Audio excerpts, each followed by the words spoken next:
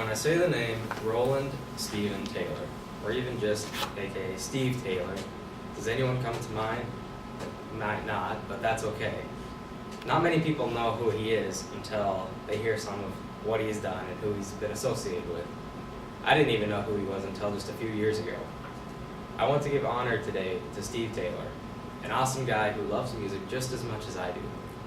First, I'll talk about who Steve Taylor is, then I'll talk a little bit about his life, up until when he started making music, and lastly, why he's such a great influence for me.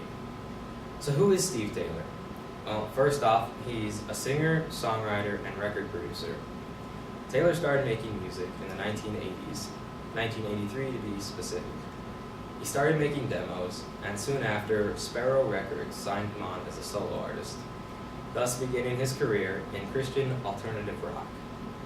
Taylor has come out with 8 studio albums since 1983, with his most recent album in 2014.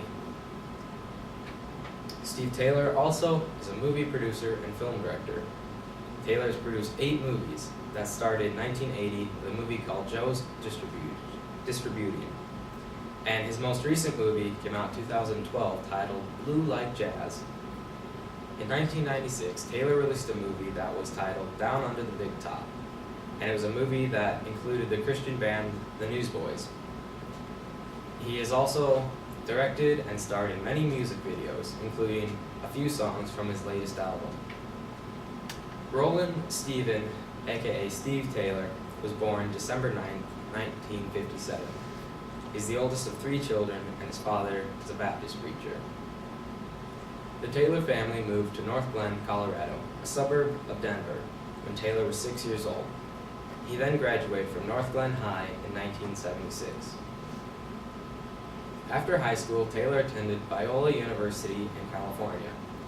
Taylor and 99 other students were chosen out of 20,000 applicants to attend a summer camp and spend a month learning music from people like Tony Orlando, Florence Henderson, and John Davidson.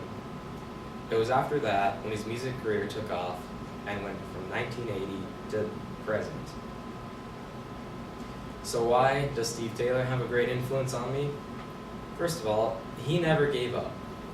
Taylor was heavily criticized in the 1980s for a lot of the songs he sang on a couple different albums, Meltdown and I Predict 1990. One of the songs on Meltdown was called We Don't Need No Color Code, which talked a lot about racism. After his CD, I Predict 1990, came out, it had songs on there like I Blew Up the Clinic Real Good, which talked about blowing up abortion clinics, and Since I Gave Up Hope, I Feel a Lot Better, which was talking about college kids. Because of all that,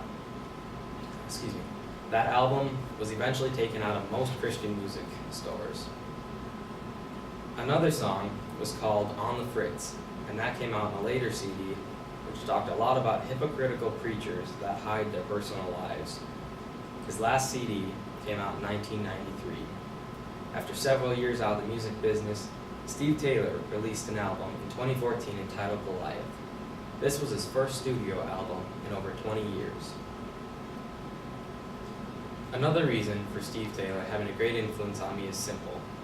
He is the face of Christian alternative rock. It was pretty much because of Taylor that it exists. Back in the 1980s, there's not much Christian music at all, and Steve Taylor was one of the first people to start the Christian rock industry.